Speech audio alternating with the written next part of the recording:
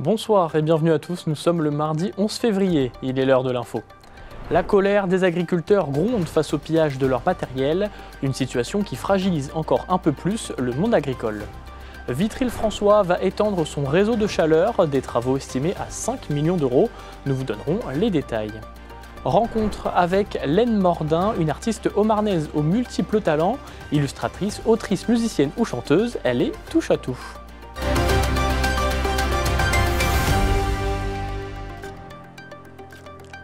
Ce mardi matin, la préfecture de la Meuse a organisé une rencontre de presse, l'occasion de faire le bilan de l'année 2024.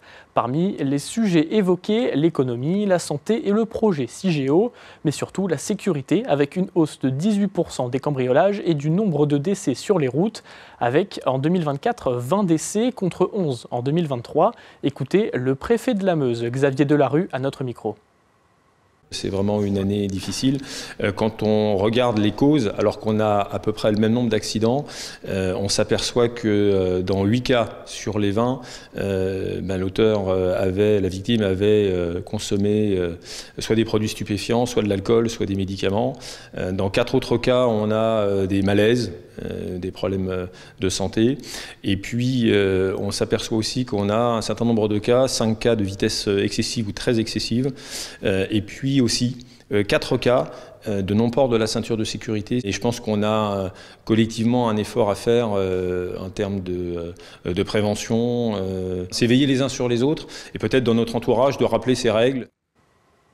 Un article plus complet sur le bilan 2024 de la sécurité routière en Meuse est à retrouver sur notre site internet et notre application.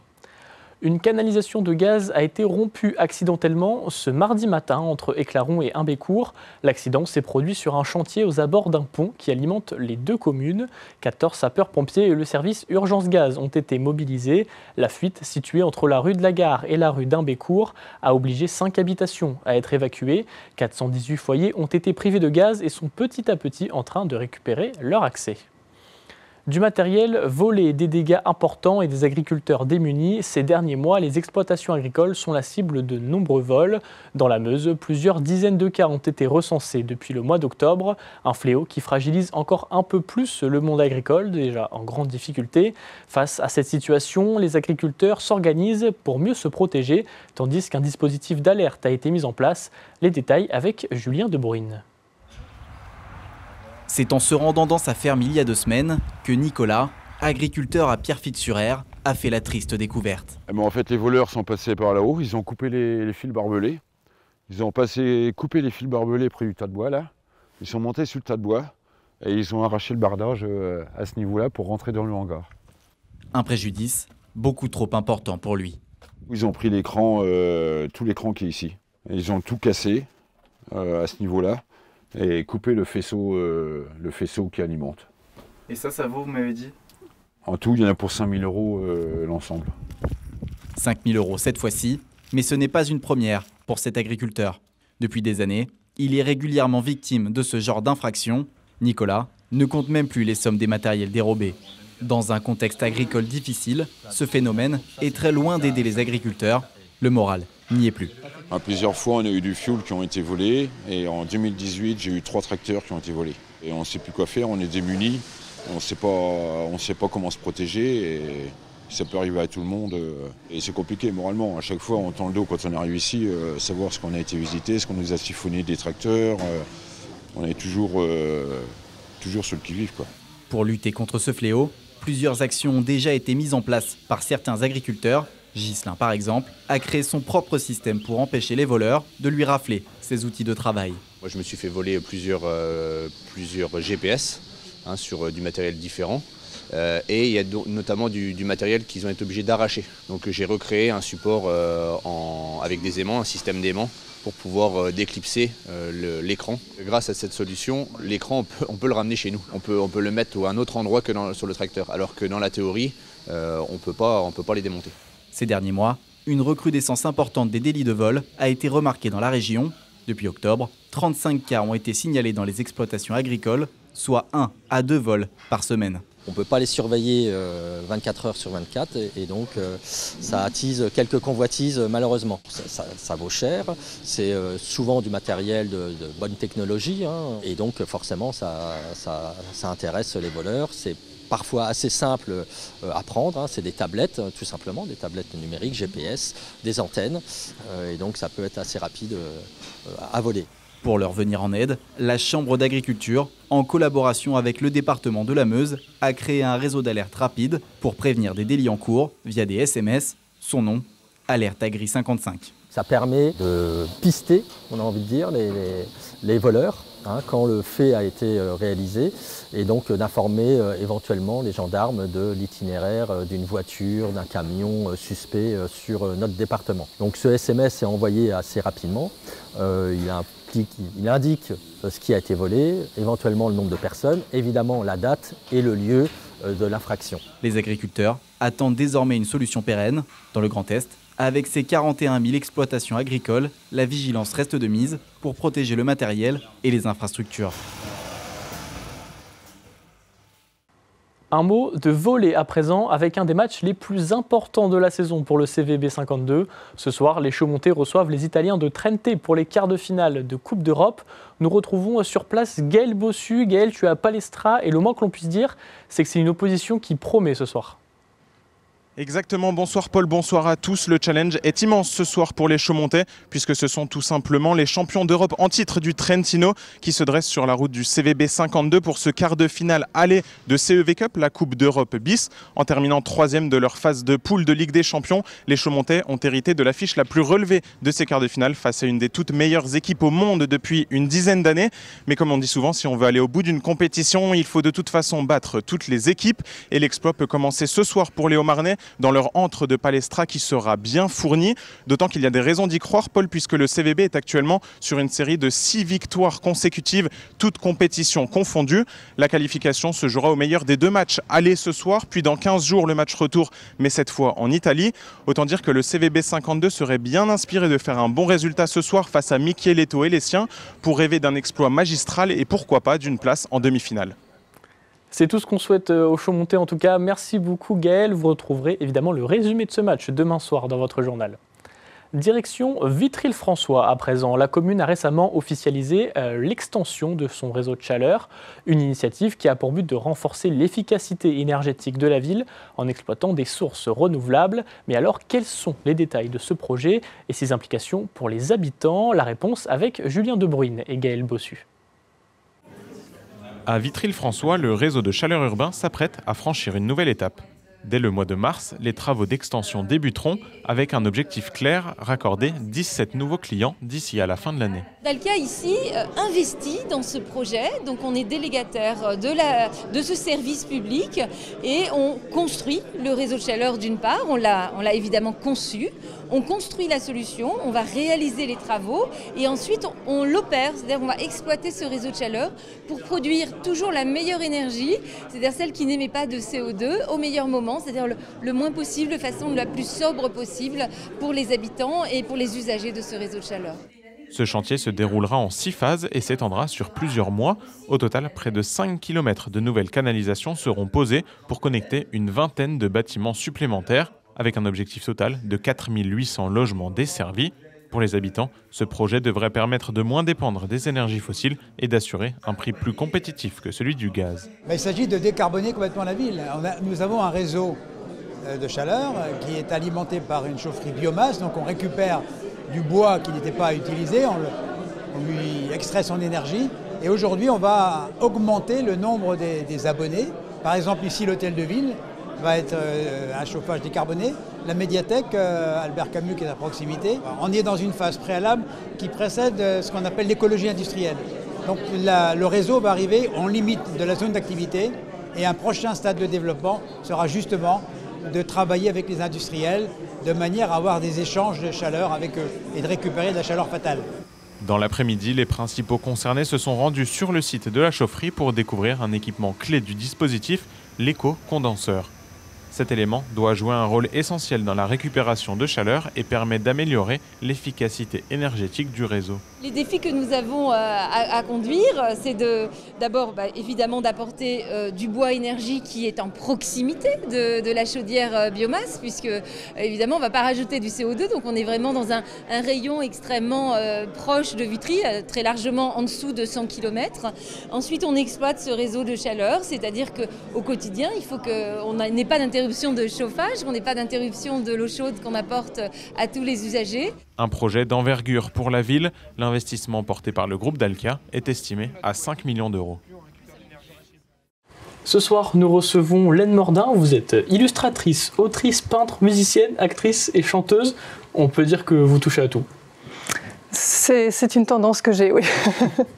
Pourquoi ne pas s'être spécialisée dans un seul art? Pourquoi vouloir toucher à tout, justement? J'ai envie de dire pourquoi pas, c'est un peu facile, mais pourquoi pas. Je pense que quand on aime l'art, on a tendance à aimer l'art en général, à aimer un petit peu tout. Et je pense que c'est dommage de se cantonner à une seule chose, tout du moins de se l'interdire. Je pense que tous les arts se regroupent et quand on travaille un art, finalement, sans s'en rendre compte, on travaille aussi l'autre. Et j'ai toujours eu des passions très diverses et j'ai pas envie d'en abandonner une. Alors vous êtes haut-marnaise, originaire de Langres. Votre envie, c'est de mettre le territoire haut-marnais aussi en avant? Exactement, oui. Oui, je suis née à Langres. Je suis partie un long moment et je suis revenue avec grand plaisir. Et c'est vrai que j'ai senti que finalement mon devoir d'artiste, c'était aussi de mettre l'art au service de la représentation du patrimoine, du matrimoine et puis de la nature. Parce que maintenant j'habite au sein du parc national de Forêt. Et il y a vraiment beaucoup d'inspiration, il y a beaucoup de choses à mettre en valeur. Et puis je me souviens que quand j'étais petite, il n'y avait pas beaucoup de livres qui prenaient place là où j'habitais. Et je trouve que c'est un petit peu dommage. Je pense que quand on est enfant, on a envie de grandir avec des histoires qui parlent de nous, qui parlent de chez nous. Et ça met en valeur le territoire, ça met en valeur aussi les gens qui l'habitent. Alors vous l'expliquez justement, vous avez beaucoup voyagé, Roumanie, Albanie, Italie. Pourquoi être venu en Haute-Marne?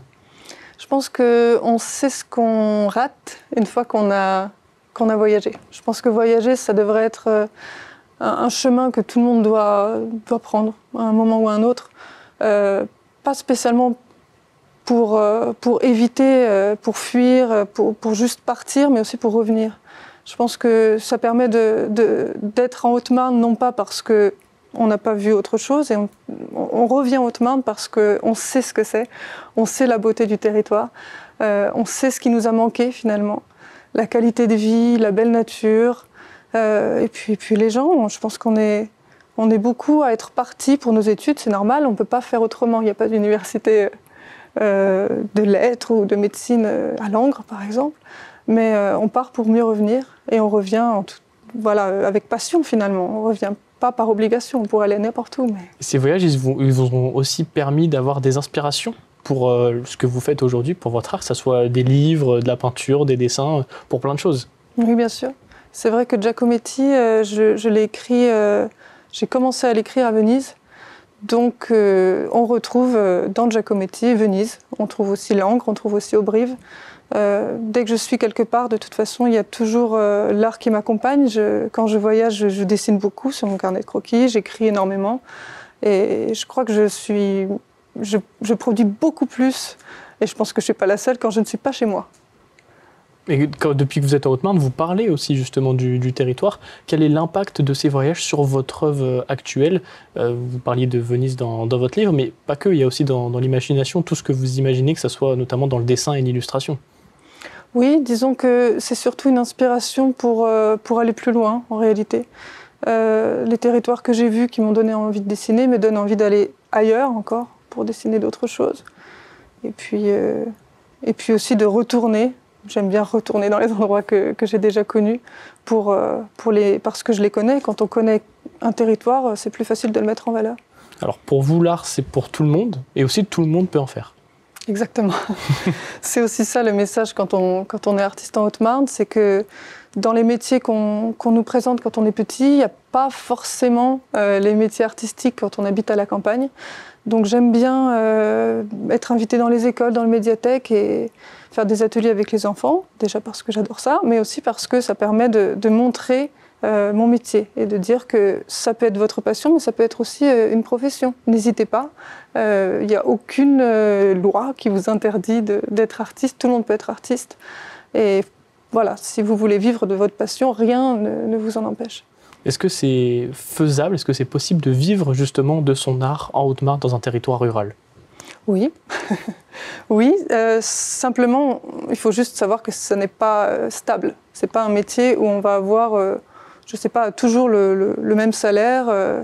On n'a pas d'employeur fixe, et donc du coup, ça dépend de notre motivation certes, mais aussi des offres, des demandes. Voilà, parfois il y a des particuliers qui vont nous demander une peinture qui va nous prendre beaucoup de temps. Ça va pour pouvoir nous permettre de vivre pendant un mois ou deux, c'est fantastique. Parfois, on va avoir un vide. Ça nous permet de créer, certes, mais quand on crée, parfois, on crée sans avoir encore l'argent, bien sûr. Créer, voilà, quand on fait des dessins chez soi, on n'a pas encore l'argent qui arrive, bien sûr. Vous avez récemment peint une fresque chez un particulier, qu'on peut voir justement, que vous pouvez retrouver à l'écran. Est-ce que c'est des projets comme ceci que vous aimeriez aussi multiplier cette année, en 2025 ? Ah oui, tout à fait. Oui, c'est vrai que c'est la première fois qu'on me commande une fresque de cette envergure. Généralement, j'ai plutôt des commandes de petits dessins. Et puis bien sûr, quand on fait des livres, c'est toujours du format réduit. Et de faire un gros dessin comme ça, une grosse peinture, j'ai réalisé à quel point c'est vivifiant, dirais-je. C'est très intéressant. Et puis, je me suis dit que ce serait bien que plus de gens se permettent ça. Effectivement, on a toujours la tendance à penser que l'art n'est pas pour nous, l'art est pour les autres. Peut-être on a l'impression que ça va être pas abordable, et c'est pas le cas. Voilà, il y a plein de prix possibles, il y a plein d'artistes en Haute-Marne d'ailleurs, plein de styles. On est beaucoup, donc il faut se l'autoriser. C'est votre idée justement que l'art, encore une fois, soit accessible pour tout le monde. Exactement. Merci beaucoup d'être venu sur notre plateau. Et de rien. C'est la fin de votre journal. Merci de nous avoir suivis. Tout de suite, la météo et l'information continue sur Puissance Télévisions. Excellente soirée et à demain.